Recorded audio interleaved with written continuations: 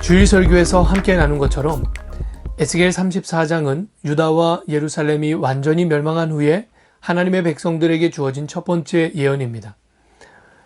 이 예언은 하나님과 이스라엘 간의 관계라고 하는 측면에서 보면 약속이라고 표현하는 것이 알맞겠고요. 이 예언의 말씀을 들은 이스라엘 백성들 입장에서 생각하면 이것은 비전이라고 표현하는 것도 합당하겠습니다. 주일 설교 시간에는 이 전체 주제 안에서 이 본문의 말씀을 다루었기 때문에 다 다루지 못한 좀 더 깊은 이야기가 있습니다. 그래서 오늘은 이 비전에 대한 좀 더 깊은 의미를 함께 다루어 보려고 합니다. 유다가 멸망한 이후에 하나님은 나라 잃은 백성을 향하여 목자에 대한 약속을 주시죠. 하나님께서 친히 목자 되어 주시겠다 이렇게 말씀하십니다.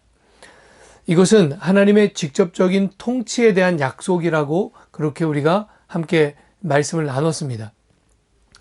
이 약속은 정말로 중요합니다.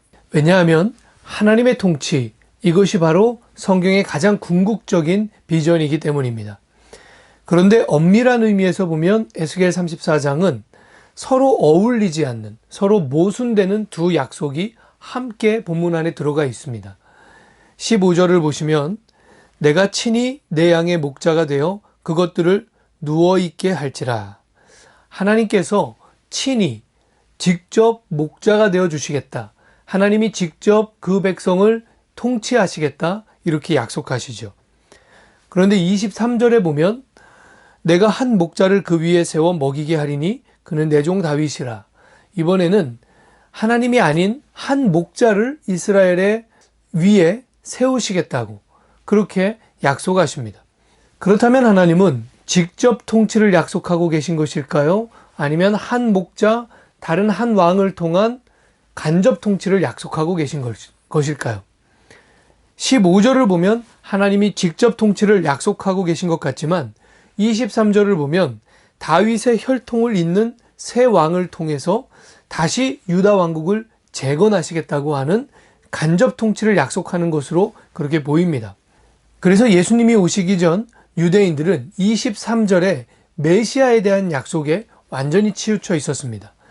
다윗의 혈통에서 새 왕이 일어날 것이고 그가 옛날 영광스러웠던 유다 왕국을 다시 일으킬 것이다 하는 그 메시아 대망, 메시아 신앙이 유대인들의 가슴속에 있었죠.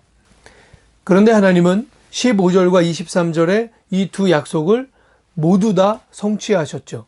예수 그리스도를 통해서 이 두 약속이 다 성취되었다고 그렇게 말씀드렸습니다. 그러니 예수님이 이 땅에 오셨을 때 유대교의 메시아 신앙으로는 그분을 이해할 수도 없었고 당연히 영접할 수도 없었던 것입니다. 그러나 요한복음의 표현대로 영접하는 자, 곧 그 이름을 믿는 자들이 있었죠. 오직 그들은 에스겔 34장의 모순을 이해하게 되었습니다. 왜냐하면 예수님은 23절이 약속하고 있는 메시아시면서 동시에 15절이 약속하고 있는 하나님이셨기 때문입니다. 예수님이 오시기 전까지 에스겔 34장의 약속은 모순이었지만 예수님이 오시면서 그 약속이 얼마나 놀라운 신비인지를 알게 되었죠.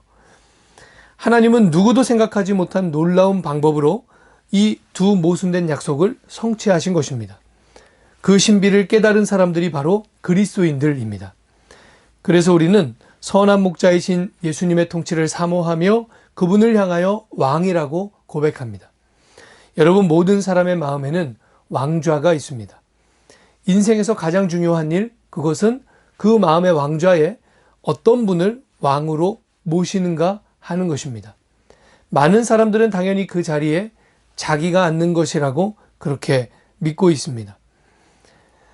그런데 만일 우리 자신이 왕으로서의 충분한 자격을 갖추지 못했다면, 그러면 우리의 인생은 어떻게 될까요? 역사를 보면 어떤 긴급한 상황 때문에 아직 왕으로서의 자격을 다 갖추지 못한 어린 왕자가 갑자기 왕위에 등극하는 그런 일들이 있었습니다. 성경에서도 요시야 왕이 8살 어린 소년이었을 때 유다의 왕으로 등극하게 되죠. 과연 이 어린 소년이 왕위에 앉게 되었을 때 왕으로서 참된 통치, 독립적인 통치를 할 수 있겠습니까? 그렇지 못했습니다. 성경은 모든 사람이 죄에 빠져 있다고 그렇게 말합니다.